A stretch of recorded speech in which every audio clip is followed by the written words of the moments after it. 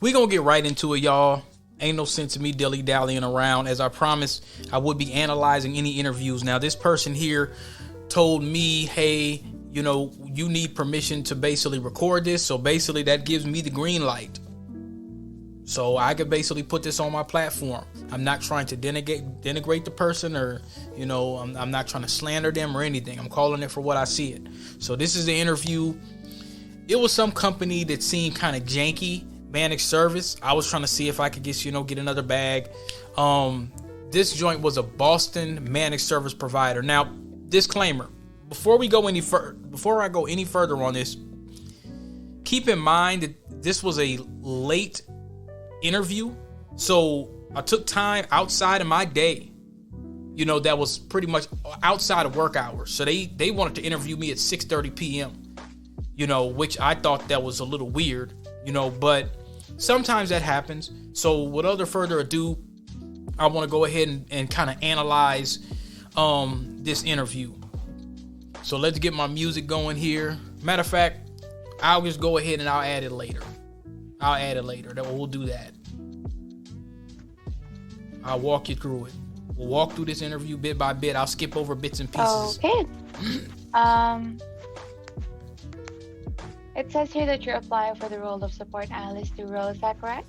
Yes, that is correct. The one in Minneapolis, or is that low on site, or is that remote in Minneapolis? I believe for this one it is mostly remote, but it could be considered as hybrid because you might need to go to the client's location every once in a while. Now, usually what you've been getting from a lot of people,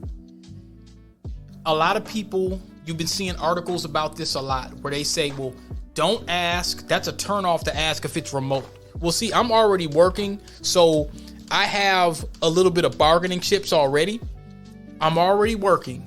So my theory was this. Hey, let me try to just find out some information right out in the open, because if they would have said, well, you got to be on here 100% remote or 100% on site, I'm good. I'm good with this one. Not specifically with this one. Y'all are based in Boston and y'all want somebody in Minneapolis. Okay, that's going to be primarily remote, but they said you may have to go to the client here and there. And I'm like, well, let's see. You know, it all depends. But it sounds like you're going to be supporting some of their customer base in Minneapolis. Now, do I want to go to Minneapolis? I don't know if I want to go to Minneapolis or not, but I try to set the tone for that right away. You know, just so we could get that. This is going to be a real dry interview, you know, and you're going to see why in a minute, but let's carry on. All right. Okay, see, that's Minneapolis. Yep. Okay, so before we start, I'd just like to let you know the interview will be recorded for documentation purposes. You said, pardon me? The interview will be recorded for documentation purposes. Oh, absolutely. No problem at all. Okay. So Derek, would you be able to turn on your cam, please, by the way? Now, mind you, my camera was on. My camera was just fine. So she wanted to turn on the camera. I've had a lot of interviews where there's no camera. I really don't give a damn about the cameras. I get it. They want to see what kind of person you are, but you know, they can make a quick judgment call. So this whole camera thing, you know, and for them, when we go through the interview, you'll see what I'm saying, why I thought it was kind of janky. It should be on. Yeah, I'm looking at it right now. You can't see it. There you go. Yeah, it was on. I don't know what happened, but can you see me now? Well, apologies. It's actually just black. There's nothing. And at this point, it's kind of like, man, let's just go on with the damn interview. That shouldn't be a deal breaker. Okay. So we go on and on about this for a few minutes. There we go. Theory to nonprofit to for profit and the public. So she starts asking me about, you know, my experience and things of that nature. I know that I'm qualified for this position.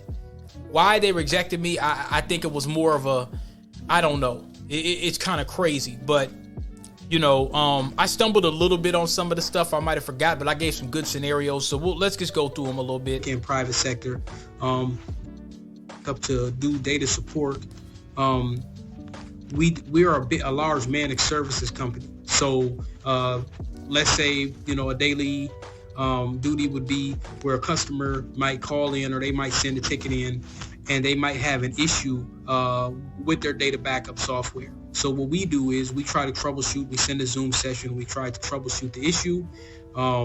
We will gather logs. If need be, we will work with subject matter experts from the Kubernetes area and cloud. We support everything from AWS to Azure, data domain, and we're a break fix shop. So anything outside of break fix, that will go to consulting and professional services. I've been there since December 2021.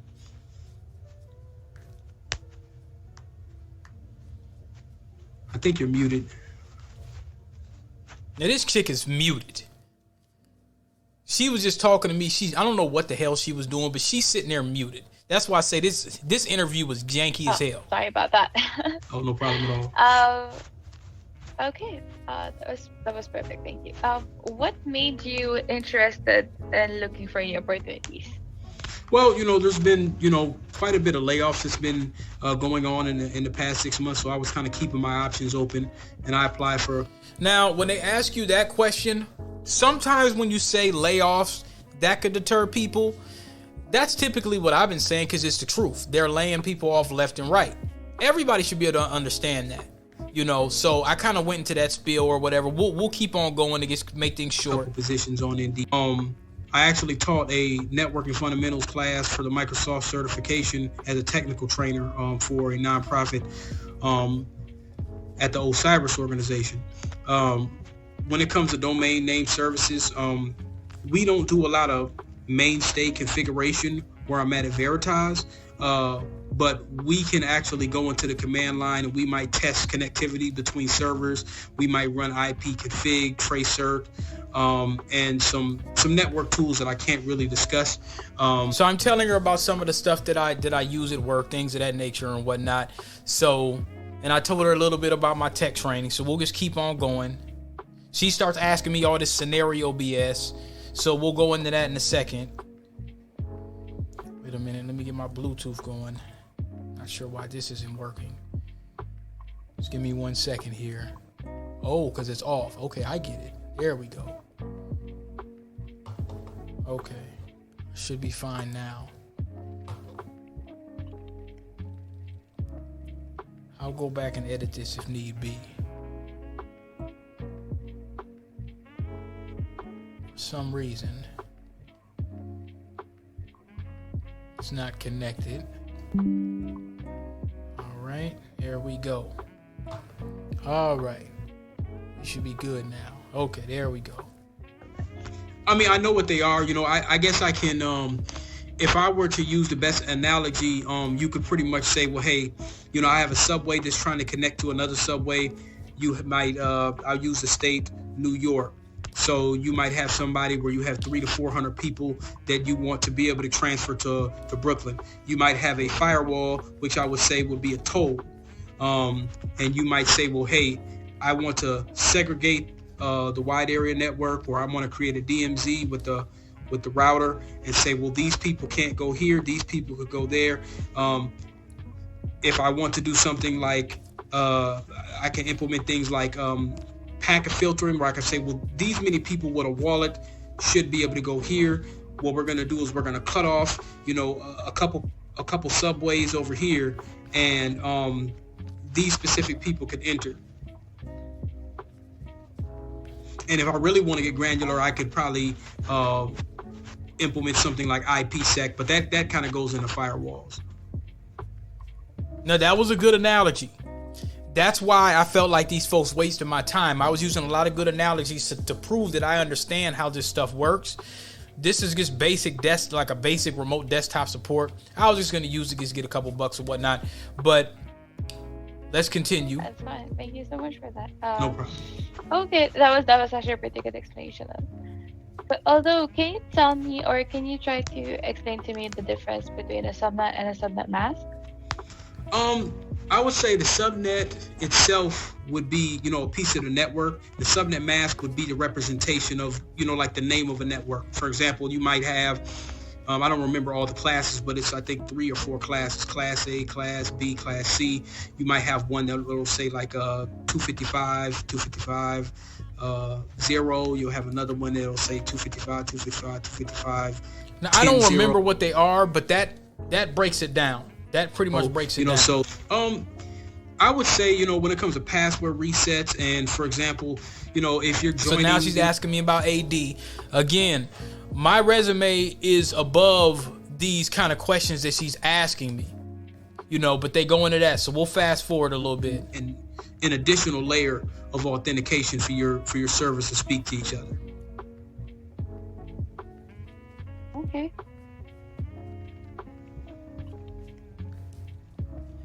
I know that you have to have certain IDPs set up and things of that nature, especially if you're using Azure, which most companies are adopting. So you're going to have some of that metadata, XML metadata. You might need. So that's me breaking down some of the cases that I dealt with when it comes to metadata and IDPs. You're dealing with single sign-on with Azure. Let's see what else she starts asking me about, because I didn't really get a lot of time to learn about the company. The entire department in the Philippines. So that made pretty much, we had to reissue the whole deployment. Yeah, it was a mess. It was a big mess. So it kicked a lot of people out of their VDIs, and so using that PowerShell script, it was better to just confirm what IP addresses were on that subnet rather than just kind of blindly saying, well, we're just going to deploy it into. So she's asking me about PowerShell, how much I use PowerShell. Most desktop supports, you might use a little PowerShell, but not a lot. Things of that nature. Heavily into a lot of cloud deployment. Yep. So if ever you do get this role, when would you be available to start? I would say, I would at least want to give an employer at least 2 weeks. I could start, rather soon. Okay, and what would be your asking salary for this type of role? I would give a range of anywhere between, Now, I always give a range. I never give a straight up number. Now, if you're dealing with a contract, then you just give them straight up rates per hour. But if somebody's asking you, and see, this is based in Boston, so I'm not going to let them jerk me around. I know that to live in Boston, it costs a lot of money. I've been out there. So I'm going to give a range. I'm going to give a range because I know that they got it. Number one, number two, if I go with some 40,000, 50,000, something crazy, no, I'm going to start off a little higher. I'll say anywhere between 65 to 85,000. I think would be a competitive rate.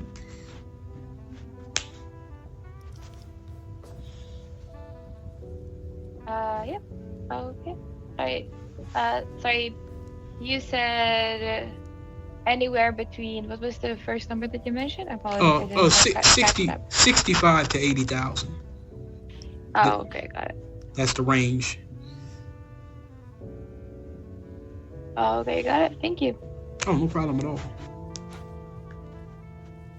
I think that's actually everything I'm going to need. So from here on out, next steps is I'll be forwarding this video as well as your resume for review. And if ever you do pass that review, you will be asked to join us for a second round of interviews within the next 2 weeks. Okay, yeah. That would be great. I would like to learn more about the company. I did a little bit of research, and I would definitely like to know more. Okay, that's great then.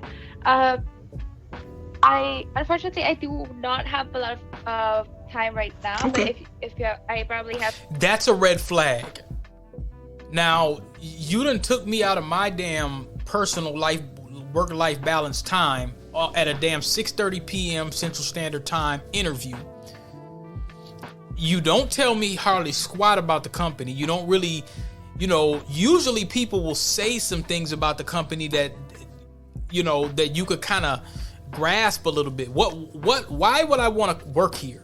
You see what I'm saying? That's the question that, people will ask, like, hey, can you tell me about the company culture? But you want to question me about basic ass technical acumen these little scenarios, you know them little scenarios they always give you. What would you do if this happened? Or can you give me the definition of this and this and that and the third? And they don't tell you anything about service level agreement. They don't tell you anything about customer base, none of that. And then at the end, you basically tell me you don't have a lot of time. So, I thought it was a waste of time, but I did want to give you guys the willy-nilly on this. So if you're dealing with folks like this, you could kind of see where it's going. Time for 1 or 2 questions left, but so if you have any questions right now, that would be okay. Yeah, I'll make it real quick. What would you say, where do you see the trajectory of the company within the next 5 years? And also, if you could speak to the company culture working for the company, from your point of view. I feel like for the last year or so, we've grown a ton. Like it's actually, sometimes I wake up and I see where we are right now. I was like, wow, it's only been a few months and all of this has happened already. We've had a lot of new people coming in, had a lot of departments built within the last few months. Mm-hmm. So I think trajectory wise is pretty good. We are covering a lot more like locations in the US as well. So yeah, I can't say exactly where we be in a few years time, but I'm hoping we will have a lot more locations in the US as we do right now. We'll be able to cover a lot more ground that way. And another thing that you mentioned, what's the culture with the company? So the culture is actually amazing. I think, if I wasn't a staff from the company and I've heard about it from other staff before, I would want to apply, only because they are very big on pushing you towards your goals. So they basically saying that they'll pay for certifications and this, that, and the third and all that. So I'll go ahead and close it out for now. There's really not much else to say. They sent me a rejection letter, like the next day or the day after or something like that. With my expertise, maybe the range kind of scared them, but with my technical expertise, I think that I should at least had the opportunity to find out more about the company. Now, mind you, I wasn't breaking my neck to be there. Like I said, this would have been just a lock and a sock kind of thing. That would have been temporary. I would have kind of got in there, got me a little bread, and got up out of there. But black folks, I want y'all to, and I'm gonna try to say this. I'm gonna try to say this in a nice way. That's what you're up against. They got folks up in here that will give you the Einstein test. They'll hit you with the litmus test. They'll have these folks up in here interviewing you that could barely speak English, and then you have to be a damn rocket scientist to go to the next level. Now, I didn't play the entire thing because I didn't want to just go on with her babbling. But the thing is y'all got to understand, when you go into a lot of these environments, you'll have more experience than some of these folks, and they'll reject you. And you're wondering, like, okay, well, I at least should have got the second one, because you're looking at it from a time thing. Like, okay, my time is important. So that's just something to think about. It's not that I was bitter about it. This was a great case study. I had a suspicion that I probably wouldn't move forward earlier on. She caught me off guard a little bit with some of the network questions, but I kind of came back with, like, Muhammad Ali with some of the different examples, and I use a lot of analogies. Using analogies is good because that shows a communication skill.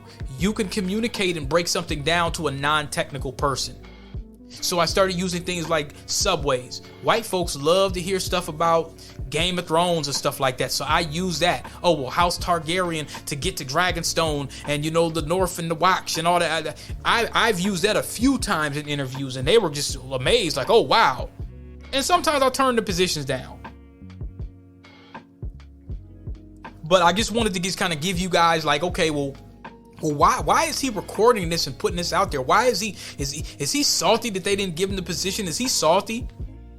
why is he putting this out here? Why would he put this on blast? Well, they said that they wanted to record it. So in good faith here, I'm saying, hey, this was intended for me because they agree they want to record it. I'm kind of showing y'all the deal. These are the kind of interviews you might have, and my only blunder, I think, was maybe I didn't sharpen up my blade just enough for some of those questions. I haven't been dealing with some of that stuff in a while, so I kind of forgot. But that's why you want to use an analogy and you want to say, well, what is your experience when it comes to communication? Well, I start talking about technical training and things of that nature. So, yeah, I just want to show y'all that. I just want to show y'all that. And I'm going to continue to, if I can record these things and I can put them out there so y'all can analyze. These are case studies. This ain't to down nobody or nothing like that, but I'm just letting y'all know, when you go in these environments, don't be surprised. Just like any other job, you'll get some folks and you'll be like, wait a minute, I know I'm more qualified than them. And half these folks, sometimes it may be interviewing you, you could tell that they're incompetent. Sometimes you could just tell that they are. And then you're like, well, wait a minute, I should have at least had the opportunity to learn more about, but sometimes that's not what they do. They'll make their decision on whether they passing you to the next level, even if you are qualified. So sometimes it's about you conveying that. And sometimes they just ain't going to let you through. Somebody's going to make a decision like, well, he's just not the guy. But it could have been the range, 65 to 80K. That's fair. They could have met me at 70, but who knows? Who knows? Another thing I want to talk about, I'm going to make this real quick tonight, y'all. Because, I like to go off the deep end a lot. I applied for something else. A lot of times, like I say, I'll apply sometimes just to sharpen up my steel. I'll apply just to, get my interview skills up. And I'll record myself and I'll critique it. Like, you know what? That interview sucked. You see what I'm saying? I will do that. And I tell everybody I know, record yourself. Record these interviews and listen to them back. Just like, for example, Coach Prime. Whenever he's got a ball game, he out there in Colorado, look. He's looking at them tapes. Believe that. Like, wait a minute. My coaching ain't up to par. I need to do better. This is what he did. I need to find a pocket in there. He passed the ball too quick. We need another play. So sometimes I do that just for case studies, just for learning.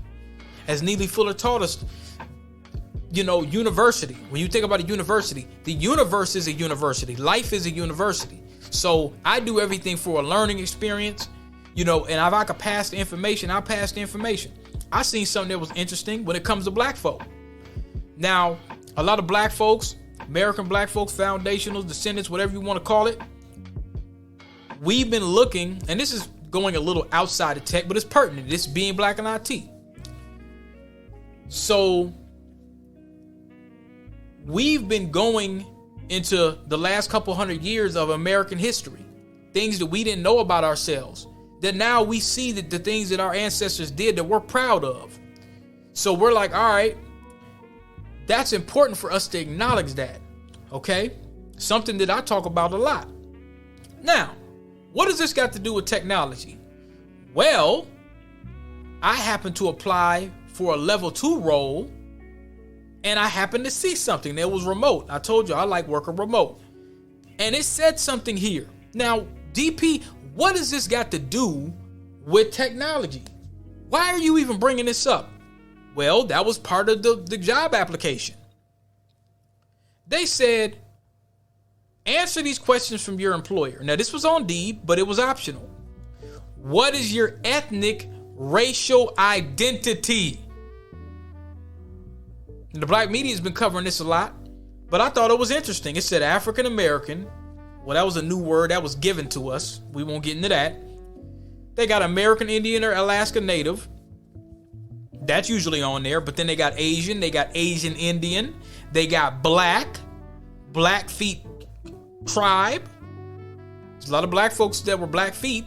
Cambodian, Chamorro, Chinese, Colombian, Cuban, Dominican, Ecuadorian, Egyptian, English, Eskimo community, Ethiopian, Fijian, Filipino, German, Guatemalan, Haitian, Hispanic, Hmong, Irish, Jamaican, Maztecan, Marshallese, Lebanese, Native American. Now, or they said Native Hawaiian or Pacific Islander, Native village of Barrow Inupiat traditional government, Navajo, Nigerian, Pakistani, Puerto Rican. Well, DP, what does that got to do with tech? Because it was at the tech job. They're asking you this for a reason. And I'm not going to go into detail. You should already know. But they're asking you this. It's optional, but they're basically saying, what is your ethnic identity? They got African American, black. They got Jamaican, Nigerian, Ethiopian. Think about it. Folks is classifying themselves. Hey, I'm from here. This is what I am. I'm proud to be this.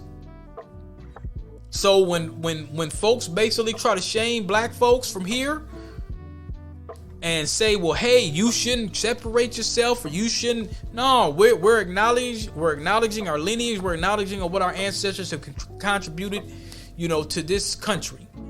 So I just thought that was very interesting because it is pertinent to our conversation. This wasn't something I put together. This was something I said, wait a minute, this is interesting. I've never seen anything like this. But I wanted to kind of just put that out there and say, well, wait a minute, why are they doing that? I thought that was very, very interesting that they did that. So, I did see some emails that came through on, what was that company I was talking about? That company that I was, let's see here. Let's see if I could find it. But the company that I told you I talked to the brother from Washington, D.C., where they were trying to help a lot of black folks. Shoot, I don't remember what it was. I can't remember what it was. It was called, here we go. It was called, that's not it. I don't know. Wait a minute. That's interesting. I don't know where that came from. Anyway, I seen something that was talking about, there was an article that I got sent from a newsletter. And I want to cover these 3 different articles, okay? Now, the first article here, this was something on LinkedIn that somebody put together.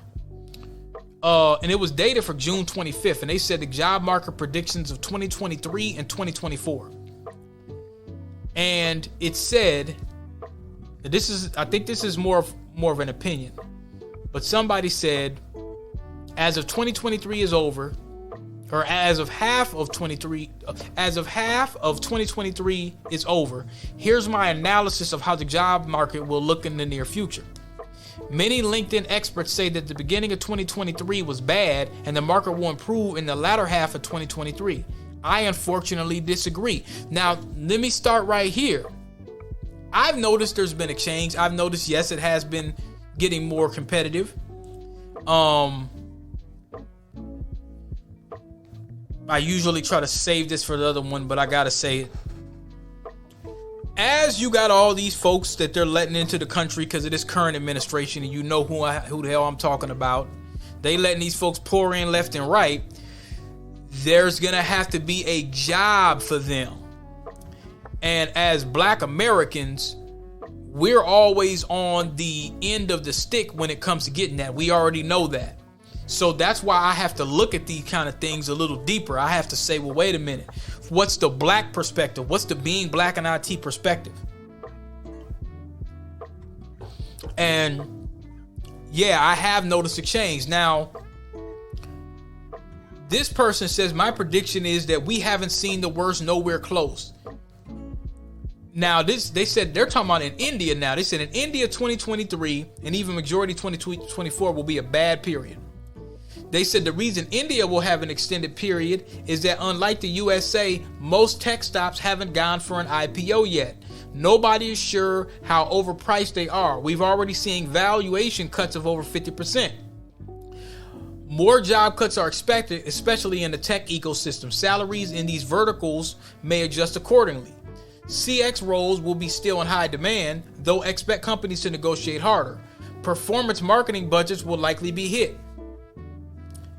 Then they said, while performance will rationalize other aspects of growth marketing, other as CRM, community building, may become more important. Salaries for those roles and for growth marketing will be consistent. So black folks always talk about, hey, y'all need to consider Salesforce.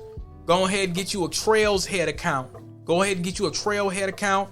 Check that out. I recommend that.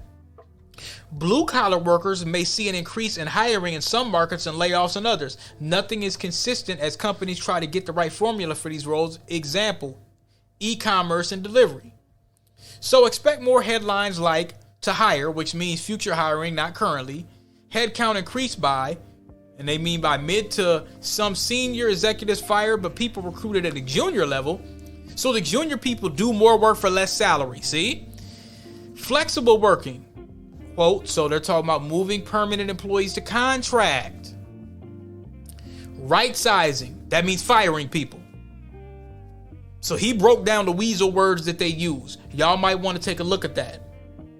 Now, I want to play something here, and then I want to go to talk to remote, and we'll probably get ready to wrap things up if I don't have anything else that's interesting.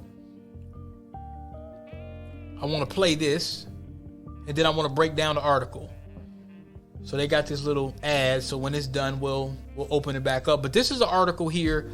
Now, this came out June 13th. The job market enters a new phase as the Great Resignation ends. Now, remember I talked about the diversity and inclusion programs where they were just knocking Negroes out left and right. But let's see what this has to say, because I didn't see this before. Okay, here we go. And thank you for joining us. We'll see you back here in just about an hour. Smirconish Meantime is up next, but first, here's today's Staying Well. Many times our identity is heavily defined by our job status and position, which leads to a lot of distress when Fair you're use, having a YouTube. layoff. Fair use. So it's important to make time to grieve the loss of a job and also even the aspirations you had at the previous place of employment. It's important to make specific time to grieve so that it doesn't consume your whole day, to focus on other Wait a minute. parts It of- says coping after a layoff. Let me see. I thought they were going to talk about... Okay, hold on. stimulating and engaging. All right, so they're talking about coping after a layoff. So they got this brother up here from, with a psychology degree. I thought they were going to be talking about the layoff here. Well, I'll just read the article.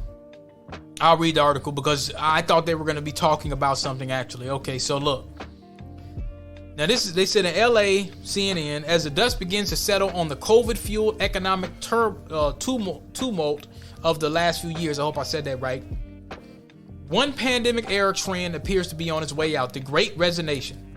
Almost 50 million people quit their job in the last 2 years following the worst of the pandemic, citing pressures such as burnout, general job dissatisfaction, or child care or elder needs. Amid a tight labor market, many were also able to find a better job with better pay. The trend was so prevalent that Beyonce even released a song about it. I don't know what the song is, but anyway. Now experts say the phenomenon is finished. 10 straight interest rate hikes by the Federal Reserve, slowing wage growth, stubborn inflation, and mass layoffs in some industries may be causing Americans to stay put. Now, this is what Nicholas Bloom had to say. Quote, the Great Resignation, by really any measure, is over, says Nicholas Bloom, a professional of economics at Stanford University who studies labor economics. Let me bring this up a little bit so it's not so small. The combination of a tight labor market and structural change from the pandemic catalyzed job reshuffling over the past 3 years, he said, but that's moved on to the window of history now. Data from the Bureau of Labor Statistics bolsters Bloom's observation. The number of people quitting their jobs fell from 49,000 in April compared to March, according to the most recent numbers available from the Job Openings and the Labor Turnout Survey. I'm going to go ahead and move this over here so it's a little easier on my eyes. There we go. That looks much better. Much better. All right.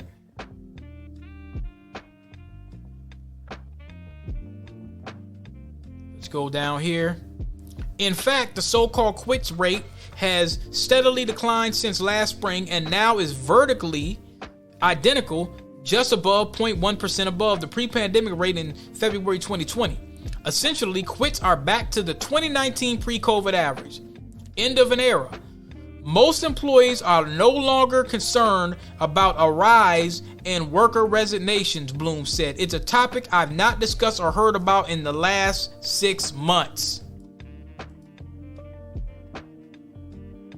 The Great Resignation had clear benefits for workers since wages went up and benefits improved across many industries, said Nick Bunker, the director of economic research at job listings on Indeed, on the job site Indeed.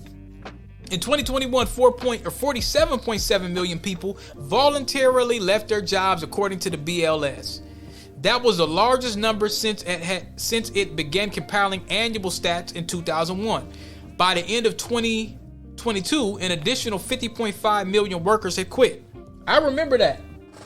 I remember when folks was quitting just left and right, like, hey, and then you were getting paid extra for being on unemployment. I remember that. I was working the whole time. You had folks that was getting unemployment, man, and getting all kind of benefits. You had folks that was barely working that was making hella money. When them additional funds from unemployment came, they were paying people extra money per week. You had folks that was rolling.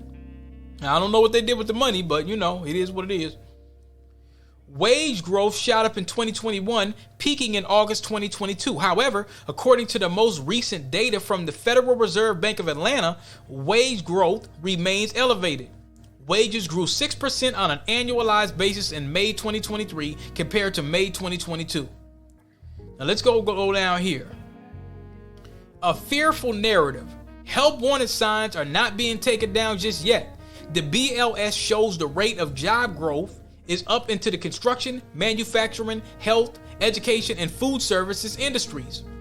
Despite the apparent end of the Great Resignation, the job market continues to hum along. The U.S. economy added 339,000 jobs in May. But a seemingly endless parade of mass layoffs among high-profile companies has created a skittishness, particularly among white-collar workers, said Jessica Kriegel, a workplace culture expert. Alphabet, Meta, Amazon, 3M have all significantly trimmed staff. There have been bankruptcies among well-known companies like Bed Bath & Beyond, David's Bridal, and Tupperware, plus staff cuts at some Wall Street firms and closures at regional banks. The pace of these announcements have slowed in recent weeks, but were non-stop in December through April. That all plays into a fearful narrative that employees buy into. The fact that quit rates are down indicates that there's low confidence in the job market. Now it says right here that HR and marketing jobs are more scarce. Down here it says something about disengaged workers. Workers may not be throwing in the towel with quite so much enthusiasm these days. I could attest to that. But that doesn't mean they're staying at work because they enjoy it. According to a new Gallup poll released Tuesday, 59% of workers are quiet quitting, meaning that they are not engaged with their job, and 18% are loud quitting, or actively disengaged but still employed. A separate survey released Tuesday from the Bank of America and Georgetown University showed that 68% of young adults view their work mainly as a way to make a living and not as a major part of their identity or personal fulfillment. You know what? They're preaching to the choir. I have the same damn sentiment. The same way. There's another article that I want to read real quick. And this speaks to all you remote folks. This speaks to all you remote black folk. This is an article that was that came on MSN.com by way of Distractify. Now, this guy by the name of Mustafa Gadalori, he posted this saying, "I'm wasting company resources, employees forced to work in an empty office, everyone else is remote." Now, here he says, now I think he's talking, I don't know if this is him or if he's talking about another guy, but there's a war. I'm going to read the article. There's a war going on in corporate America. There are throngs of employees who, after having that taste of the sweet work from home life, where they get to use their own kitchen whenever they like and take fat dumps on their own toilets, wiping with their own toilet paper, are now lamenting that some of their management teams are expecting them to come back in the office. Now, I know they use some real choice words when it comes to using the bathroom, but you know what? How can you not relate to that? Let's be honest. Especially black folks, man, we really don't like using the headquarters bathroom, man. We don't. Let's be real, black folk. Can I talk to y'all for a minute? Can we be 100? I don't really like using the folks' facilities, man. I like being at the crib and working remote and then not having to, take the risk of, because you know how it is in corporate, y'all. Let's be honest. Let's stop all the bull. Man, you don't be wanting to go to the potlucks and none of that. These folks don't be washing their hands half the time and all types of stuff. So look, yeah, you much rather be at the house. Much rather. So, sometimes, if your kids are home or whatever, sometimes it is hard. But man, when we ain't used to being in that building. If you've been working remote for these last few years, you just ain't used to being in that building like that. You've cut the politics down by 35 to 40%. Now I'm going to continue. They aren't fond of the morning commute. I attest to that. They aren't fond of the fact that they can't just roll out of bed a few minutes before trying to officially clock in. Now I'm going to give myself over 30 plus minutes because I got to go get my coffee sometimes if I don't make it at the house. Soon as I get up, I'm straight to that bathroom, brushing my teeth, washing my face. So yeah, I'm not rolling out right before 5 minutes. I'm up a half hour to an hour anyway. So I'm not just rolling out, but I get it. They're not happy about having to shell out the additional money for mass transit, gas, tolls, maintenance. Yeah. They're certainly not happy about missing out on hours of their lives, getting stuck in rush hour morning and afternoon traffic, and they're probably not too thrilled about the lack of productivity in many industries that purposely come about working in an office environment for the majority of the tasks that they need to complete. It's safe to assume that TikToker GMA stuff is one of those employees who's left wondering just why in the heck they've been called into the corporate office when they could much easily be doing their jobs from the solace of their own domicile, especially because they were quite literally the only person actually working in the office on one particular day. Now this guy, he's on TikTok. Where everyone else works from home, but I still have to go to the office. I could easily complete all my tasks. So he's running up and down the hallway. But instead I'm here and I'm He said how to get fired from making a TikTok. So yeah, he just made him a little TikTok talking about, working from the office. I think he's in IT. Disclaimer, this is a joke. Don't fire me for this. I have so much student something. So basically, he's got 1 million views. I work in a place where everyone else works from home, he says. The text is superimposed over a short snippet of him dancing in front of the camera before it quickly transitions him to showing off a desolate office. He stares into the camera as he spins the lens around to show that how empty the place is.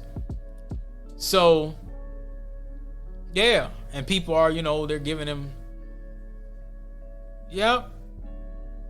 That's what I'm saying. Everybody's commenting on it. And so, it says there are studies that have been published that show in a variety of different roles and instances, work from home employees are not only more productive, and I've said this before, than those who toil away on site, but they ultimately save businesses money as they require less resources. In fact, there are some sources that say remote workers tend to work longer hours as a result of their out of office status.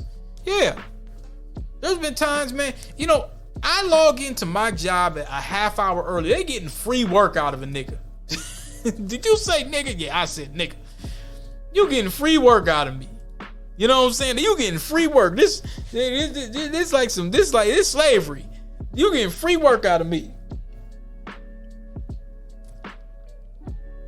A half hour. Literally. You're getting a half hour out of me every day. But I ain't really tripping. I look at it like this, man. This is one of these situations where I look at it like things could be 10 times worse. So I'm taking one for the team.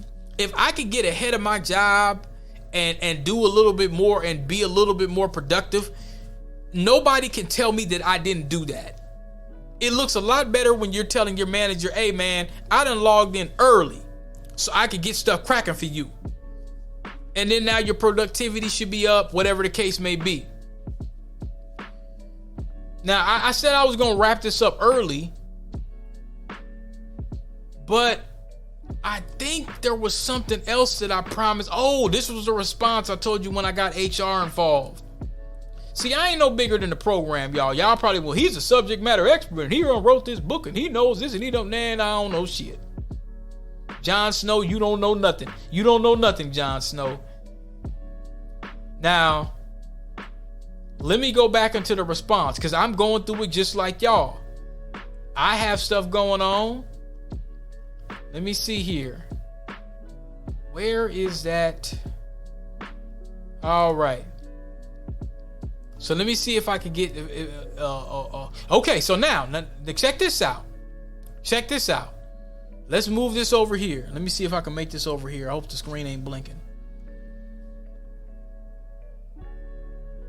All right, so look. Now, since remember I made that report dealing with HR, what the management has done is they've made I'm being transparent. I don't care. I'm gonna give y'all the real. When y'all tune in, y'all gonna get the real. You ain't gonna get none of this fluffed down stuff. I'm not trying to be a corporate Negro or none of that. Even if I'm in corporate, I'm not trying to, you're not gonna get the diversity and inclusion Negro mascot narrative. I'm gonna try to keep it 100 as possible because, like I say, these things could be gone tomorrow. Be loyal to yourself. I had a manager tell me the other day. He said, "Look, man," one of them pulled me to the side. He said, "Look out for you. These companies is cutthroat. They gonna be all right." I've been saying that for years when I was doing the tech training classes. I've been saying that for a minute.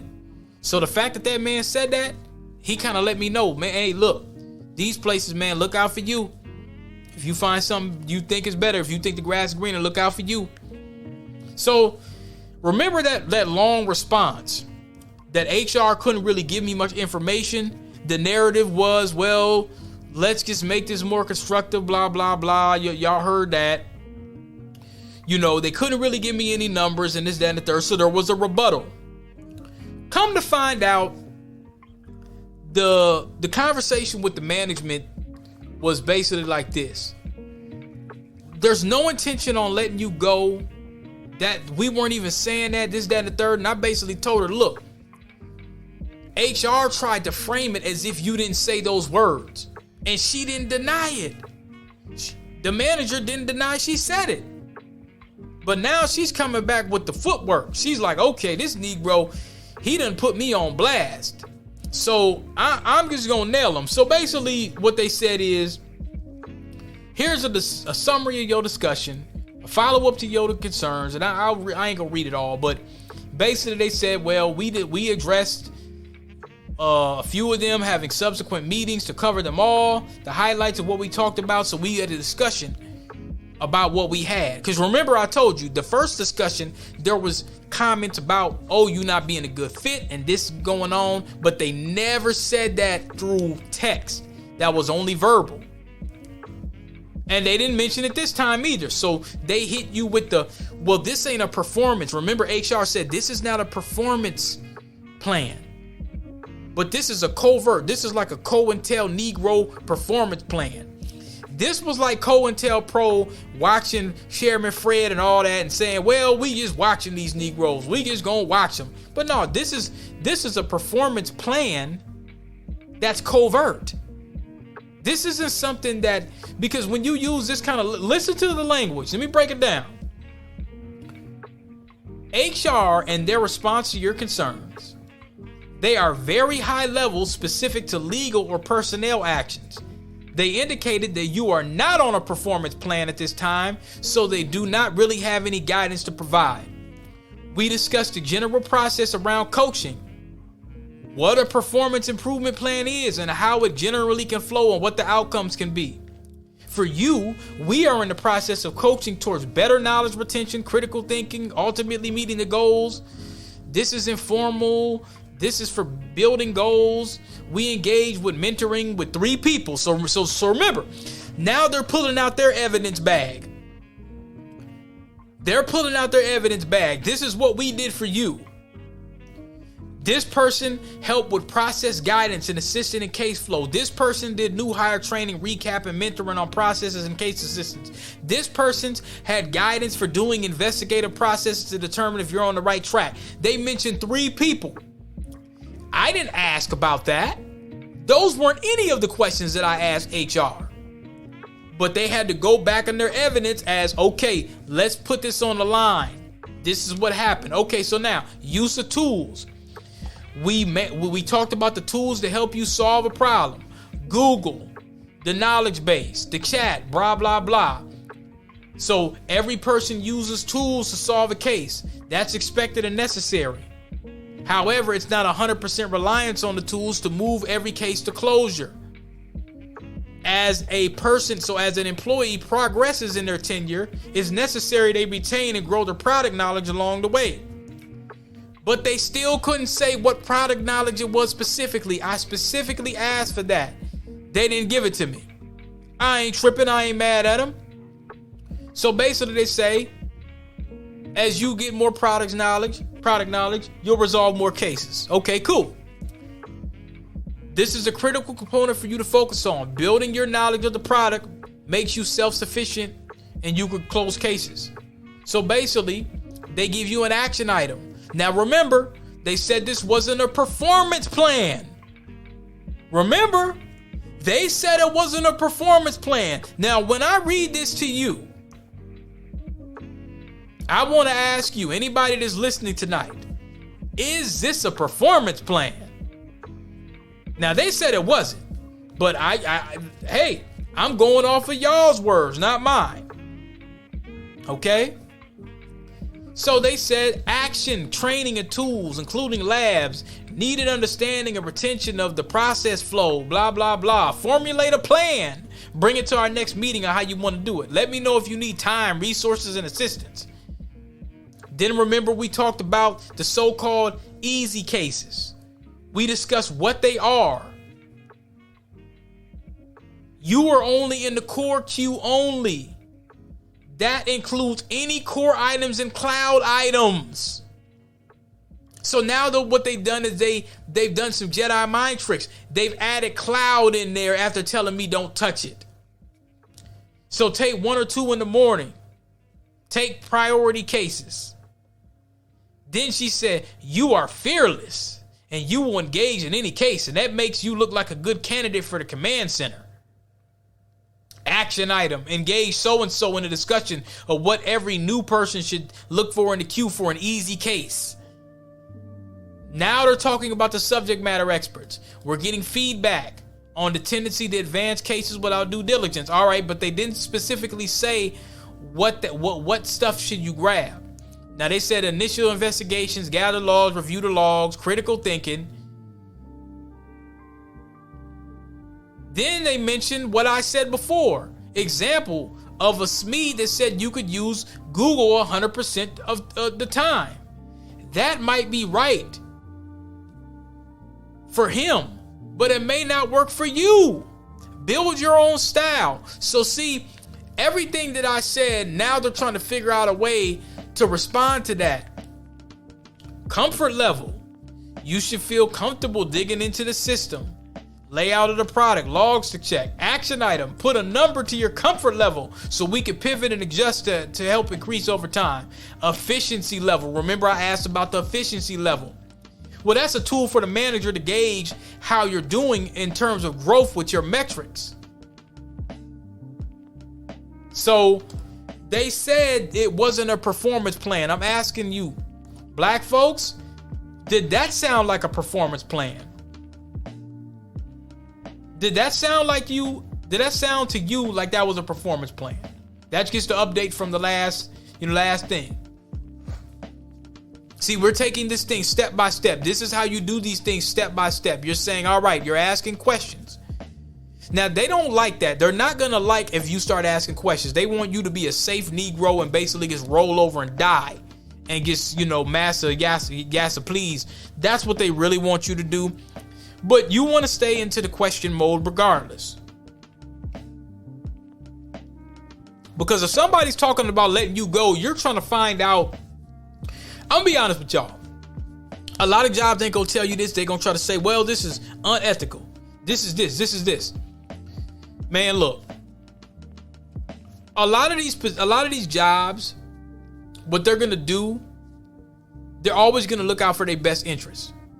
So you're trying to find out, okay, exactly what do you want me to do? What training do I need? A lot of times what they'll do is, especially with black folks, you know that they'll backtrack a lot. They do a lot of backtracking. Now, since that last HR review, I've been closing tickets left and right. Bam, bam, bam, bam, bam.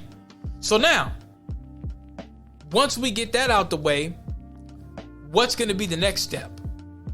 Because see, before they were talking about, well, you may not be a fit. But then now they say, well, that's not what she meant.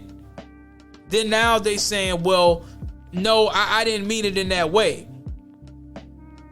And I told the man, I said, look, the HR is telling me that you didn't say those words, and I know what you said. I told her this, literally. She said, oh, well, HR really, they don't know this and they don't know that, they don't know this. So she started kind of backtracking a little bit. She didn't deny it though, but she was kind of backtracking about HR. So come to find out, remember what I said was true. The whole company was at 1.38. Ain't nobody closing 2 cases per day. Now that wasn't for me to say, let me off the hook so I could sit around and be lazy and not close it. That wasn't the point of that. The point is if you're going to say you're going to convict me of murder and my charge is attempted murder and you got 1,000 people that done murder from folk and you going to put me in the same boat as them? No, we not going to do selective justice. I'm bringing HR in. As soon as HR got in, that's when a lot of folks start backtracking. Even HR start backtracking, and they're supposed to be neutral. So just keep in mind, you want to always stay in the question mode. And keep that resume on deck. Some people say, well, be so loyal to your company, get rid of your resume. No, never. Keep your resume on deck just in case somebody plays with you. And another thing I was going to say, I forgot to mention it, is when you get in situations like this, find out what the policy is on severance. Because a lot of times with black folks, what we do is when things happen, we really don't know how the system works. Don't worry about if somebody's, oh, well, they may find out or whatever. No, you use due process against you. You use due process against them. That's your right. If you can use it. If you can use it, you use it. If somebody's saying you doing something, you're like, okay, let's try to correct this. Oh, well, you're not doing anything anymore. Oh, wait a minute. Wait a minute. So that's a false accusation now. Now, hold on. Let's rewind that. You said that I was doing this. You said I'm not a right fit. Oh, well, we didn't mean that or we didn't say that. Okay, well, now let's get clear here. That's why I bring in HR. Sometimes when companies let you go, like Minnesota, at will state, okay, cool. See if you get a severance out these assholes. They got it. See if you can get a severance. Sometimes when they done did something bogus and they didn't follow right due process, they may have like a policy where they're like, we don't pay severance. Man, see if you get a severance out them. Unemployment ain't gonna do nothing for you. And 9 times out of 10, you probably ain't gonna win a lawsuit. Sometimes you can. If somebody does something where they violate the Constitution, yes, you can get a lawsuit going. But that's really what the severance is. If you don't want to be there, no way. And they talking about, well, look, you've been here 2-3 years. We gonna put 25, 35,000, knock your bank account down for 35,000. Just go ahead and take it, keep it moving. This happens to us all the time. You'll be getting in there, bright-eyed, bushy-tailed, try to do your job, and people playing with you. You might even be doing your job right to the T, and then somebody pulls the okie dokie or whatever the case may be. Oh, well, we need to lay off a bunch of people, whatever.